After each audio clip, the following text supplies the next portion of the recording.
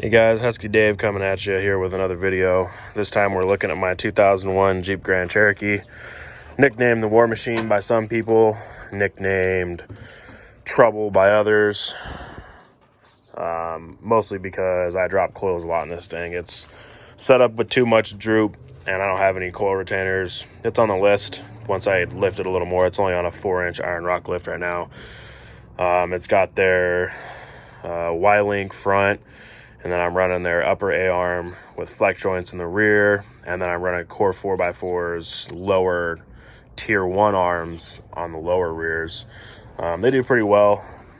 Here I got the HK Off-Road Hayden winch bumper with their Gatekeeper 3 skid plate. It's pretty heavy duty. It's taken a lot of hits over the years that I've had this on, and it's pretty stout. It's never failed me. I got a Badlands 9000K winch here. It's not wired up just yet, but I'll get to that eventually. It's got a pretty major motor issue, so I'm gonna start doing some video progress of that once I start ripping the motor apart and have it rebuilt and everything like that. I'm gonna go ahead and replace this guy here, figure out how to remount my spot. I'll probably end up moving it up here actually, so that it's up out of the way. And then I'm gonna do a snorkel out the side over here, and then it'll run through the fender and then up over naturally. It's gonna be the ZJ snorkel. That'll be a video that I do as well. I just recently upgraded. This video should be live by the time this video goes live, but I just recently upgraded to these new concept battery terminals. They're pretty stout, pretty heavy duty. They have 0 gauge, 8 gauge, and 4 gauge wire on them. All this is 0 gauge here. This one here goes to the starter, and then this one here is the alternator. Obviously that one goes over here to the relay box, and then the two grounds, one goes to the body, one goes to the motor. And then these thinner cables here, both black and red, they go to these little fuse boxes that I got set up over here, or bus bars, whatever you want to call them. These run all my accessories. Like these run my spot. You can see the power wire here, and these also run my CB. That's how I'm going to keep it. And then that way all my little accessories can go off these guys here, and I can keep my battery cables, well, as clean as they can be. These black cables here, this dark one, or this one, and this center one here, those go to this connector here that happens to be for jumper cables, or I could plug a winch into it if I needed to. But the other end's in the back of the Jeep for jump starting issues. Just a little walk down the side here. I'll look at it from the back. This is the HK Off-Road Kratos tire carrier. I think the owner has said that it can hold up to a 40-inch. Wouldn't recommend the 40. I think most people run 35s with this setup. I got plans for this coming. I'm going to delete all this crap out of here, and that's going to be using Trail Forged high clearance armor replacement.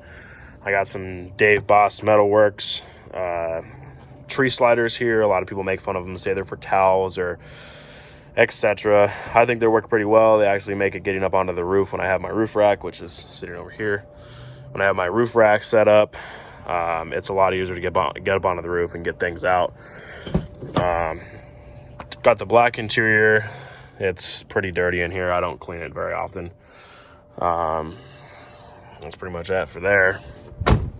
And then up here, this obviously the driver's seat. I got my Midland CB here mounted inside this little center console. I got a 90 off of it, and tighten that up a little bit.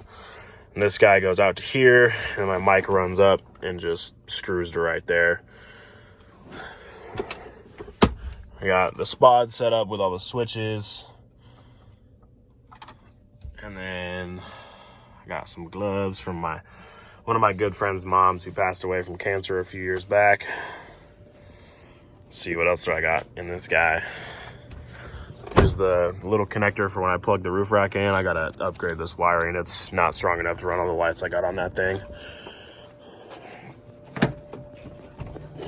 Crap, I forgot.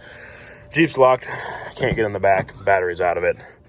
But I got a cargo box back here because I did the tank tuck. So this lid actually flips forward. And I got 3 storage units. I got one here, a big one here, and then another small one over there.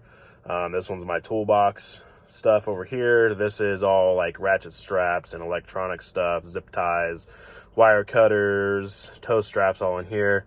And over on this side, I have like a little small set of chocks. I have my hammock. What else do I have on this side? My tactical shovel. It's like an all-in-one. There's my ARB, or not ARB, my compressor that I use right now. Over here, this is a little jump start kit that I can use to start other people's vehicles. It's a pretty sweet little kit. It's rated to start jump start a diesel on 1 charge 3 times. Pretty powerful. I gotta replace this tail light. It's all busted. It's been busted for a few years now. Got some LEDs there. Here's the roof rack. It's got to get repainted, everything like that. It's been sitting for a long time, but it's a low profile, hugs the curve of the Jeep, sits super low. So when I had my rooftop tent on here, that's what that was for. But I got a bunch of Arsenal 7-inch pods all the way around, and then a 32-inch right here in the front. I'm going to add some corrugated steel to the bottom side of this, so I can actually start putting things in there, but that's after I clean it up, change out the wiring and stuff like that. So, oh, and then I also have these sliders are HK Off-Road glissades. They replace the rocker panels, so you cut out your old rocker panels and basically bolt these in. They bolt into the body. You can see one there, and there's one way up there. But these things have taken some abuse too. I've beaten the snot out of them. They haven't flinched even a little bit, and they're still holding up great. I think they've been on the Jeep for a little over a year now, and they do well. This rock here, that's actually, or not this rock, but this big old scratch slash dent. I don't know if you can see the dent. Yeah, there's the dent. So that dent, it actually rubbed across this bar here too, and you can see there's no damage to the bar. There's not even really scratches to the bar. It scratched the crap out of the handle, and I honestly thought that it crushed my handle in, but thankfully it didn't. So yeah, this is the Warmachine. She's a fun little rig. She hasn't let me down. She still runs and drives, but she's just getting tired. She's got almost 200,000 miles on it. 200,000 hard miles, I should say. My ex-wife, before we split, she drove this back and forth to school for quite a while, and she put 40,000 miles on it in just a couple months. So it's been used and abused. I definitely don't baby it at all. I don't really even take care of it, honestly, because it just keeps going.